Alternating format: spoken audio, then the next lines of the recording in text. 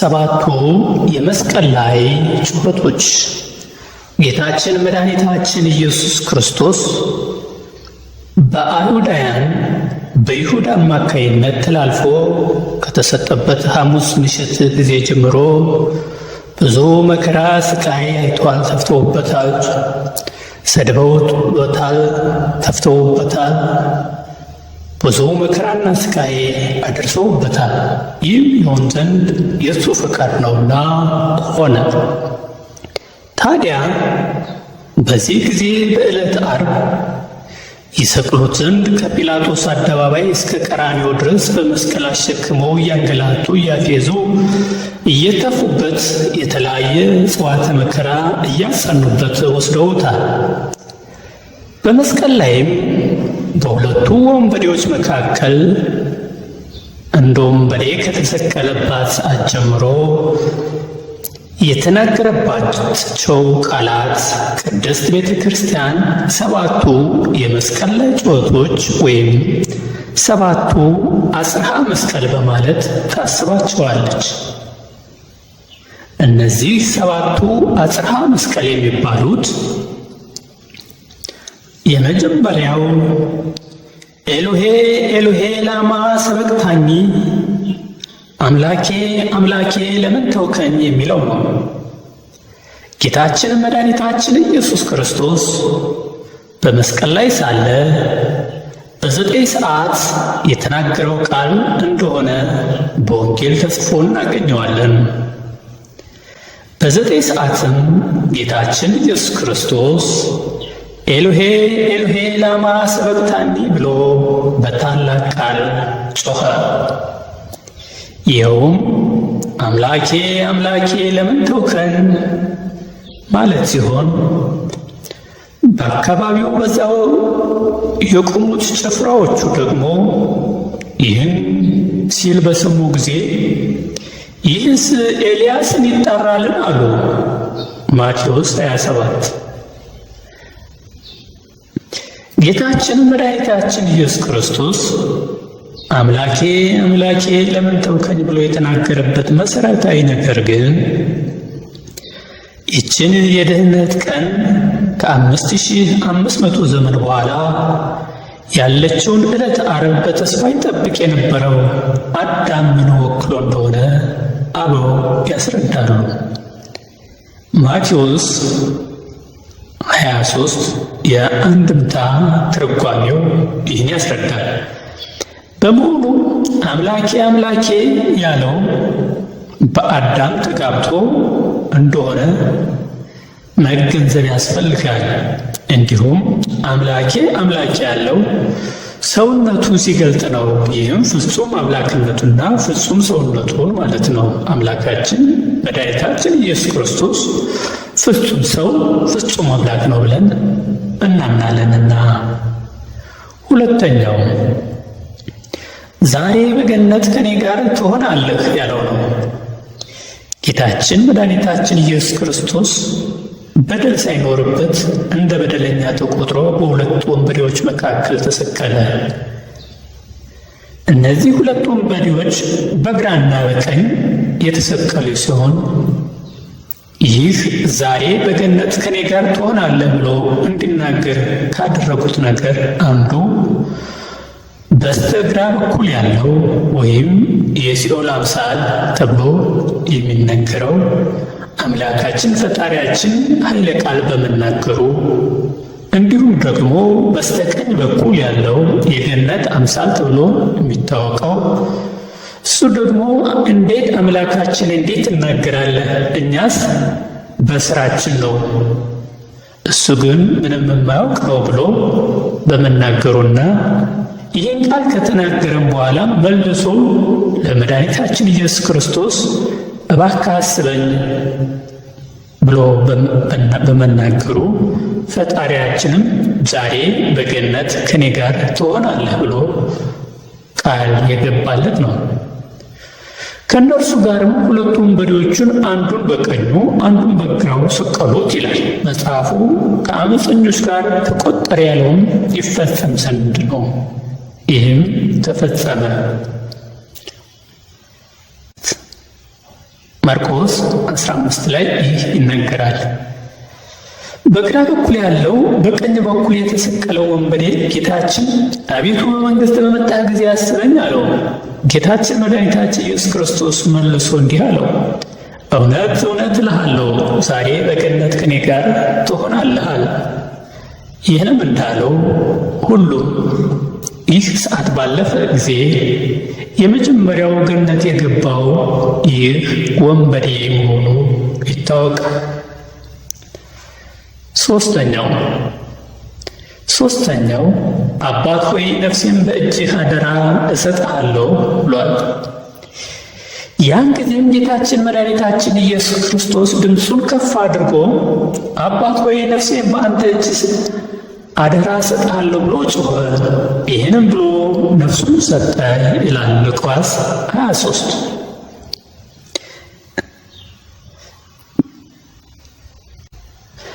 ጌታችን መድኃኒታችን ኢየሱስ ክርስቶስ በመስቀል ላይ አባት ሆይ ነፍሴን በእጅ አደራ እሰጥሃለሁ በማለት የተናገረው ቃል የተሰቀለው እርሱ እግዚአብሔር ወልድ እንደሆነና የአብ ባሕርይ ልጁ እንደሆነ ያሳየናል። አራተኛው አባት ሆይ የሚያደርጉትን አያውቁምና ይቅር በላቸው ይላል። እዚህ ላይ ምንም በደል ሳይኖርበት አይሁድ በክፋት ተነሳስተው መከራ አጸኑበት። ያን ሁሉ የግፍ በጭካኔ የተሞላ መከራ ሲያደርሱበት ልባቸውን ዲያብሎስ ስላደነዘዘው የሚራራ ልብ አጡ። አምላካችንም እሱ ተሰቅሎ ሕዝቡ በሱ በመሰቀሉ እየጮኹ እየተደሰቱ ሲያይ አባት ሆይ የሚያደርጉትን አያውቅምና ይቅር በላቸው አለ። ሕዝቡ ተሰቅሎ ሲወጥ ደስ አላቸው። የደስታ ጩኸትን ሲያሰሙ ባያቸው ጊዜ ቸሩ አምላካችን አዘነላቸው፣ እንዲህም አለ፣ አባት ሆይ የሚያደርጉትን አያውቅምና ይቅር በላቸው አለ። ሉቃስ 23። አምላካችን መሐሪ ነውና ጌታችን መድኃኒታችን ኢየሱስ ክርስቶስ በደለኞች ይቅርታን ያገኙ ዘንድ ይቅር በላቸው አለ። ልመናቸውንም ያቀረበው ወደ ባሕርይ አባቱ ነው። ከባሕርይ አባቱ ጋር ደግሞ በባሕርይ በሕልውና በአገዛዝ በፈቃድ አንድ ናቸው። እንዲሁም የሰውን ባሕርይ አድርጎ ፍጹም ሰው እንደሆነ ሲያስረዳ ነው። ይህም በደለኞችን ከራስ ጋር ያስታረቀበት የፍቅር ድምፅ ነው። አባት ሆይ የሚያደርጉትን አያውቁምና ይቅር በላቸው ማለቱ አባት ሆይ ብሎ የባሕርይ ልጅነቱን ከመግለጹ በተጨማሪ ይቅር በላቸው ማለቱ ጠላትን ይቅር ማለት የእግዚአብሔር የባሕርይ ልጅ የመሆኑ አንዱ ማሳያ ነው። ምክንያቱም ጠላቶቻቸውን ውደዱ ብሎ ያስተማረ እርሱ ብቻ ነውና።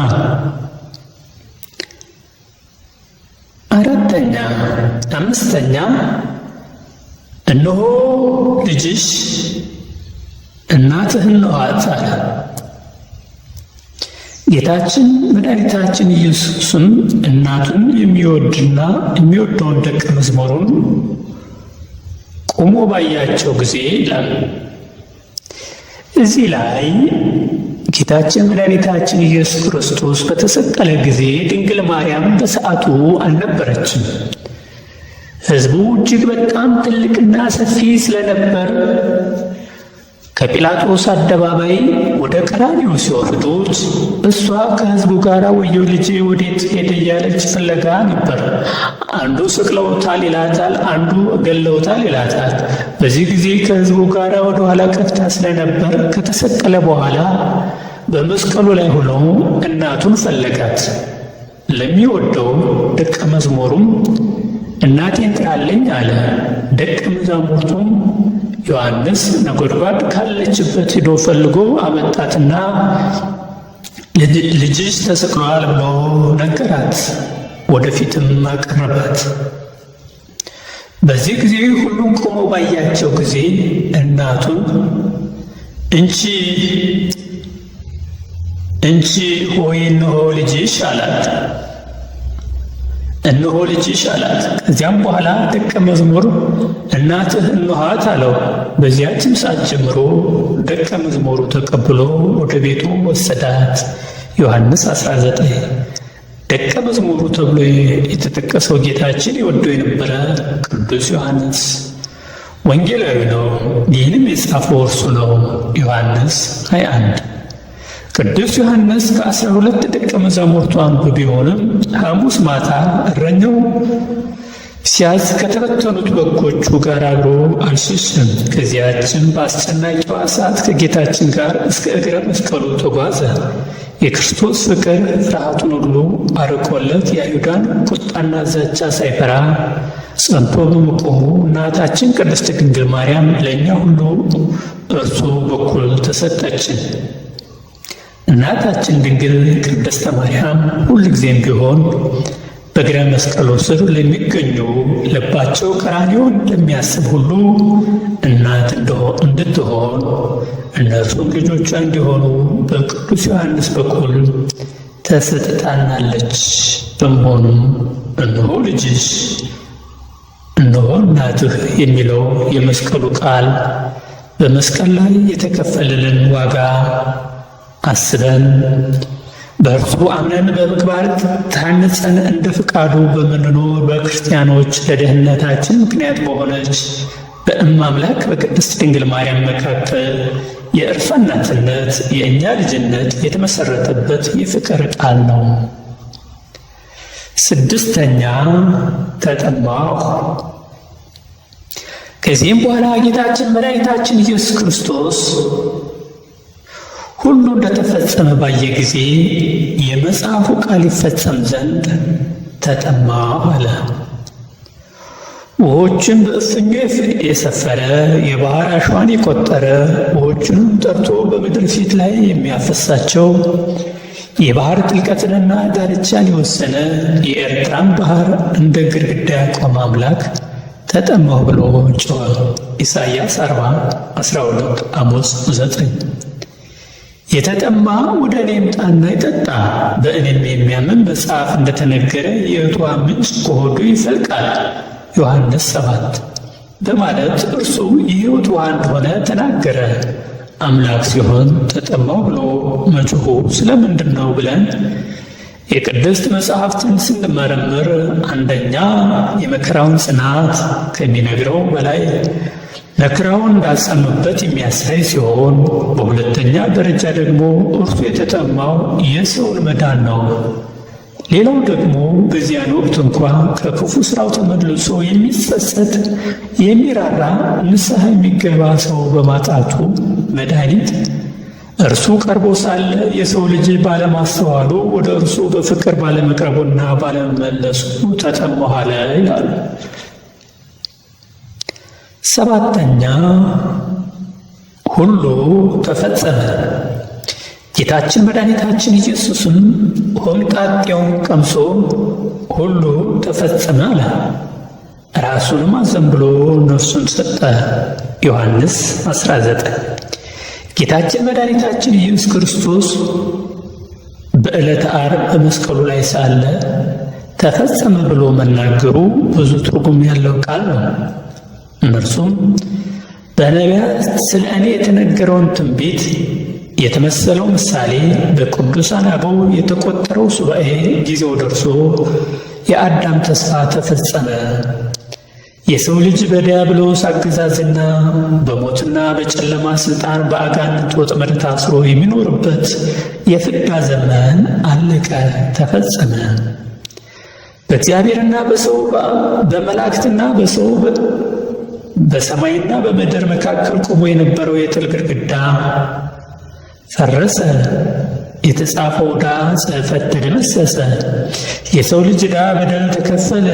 በአምላክ የቤዛነት ሥራ ሁሉ ተፈጸመ ማለት ነው። እነዚህ ከ1 እስከ 7 የተጠቀስናቸው ጌታችን መድኃኒታችን ኢየሱስ ክርስቶስ በመስቀል ላይ መራራውን መከራ እየተቀበለ በተናገራቸው የመጨረሻ ቃላቶች ናቸው። ወደዚህ ዓለም ሰው ሆኖ የመጣበትን ዓላማ አከናውኖ ሲጨርስ በመጨረሻ ተፈጸመ ሁሉ በማለት ነፍሱን ከሥጋው ለየ። በአብ በአካለ ነፍስ ወደ ሲኦል ወርዶም በሲኦል ባርነት ለነበሩ አዳምና ልጆቹ ነፃነትን ሰበከላቸው። በአካለ ሥጋ ደግሞ ወደ መቃብር ወርዶ ሙስና መቃብርን አጠፋልን። የእግዚአብሔር ቸርነት የድንግል ማርያም አማላጅነት አይለየን። አሜን።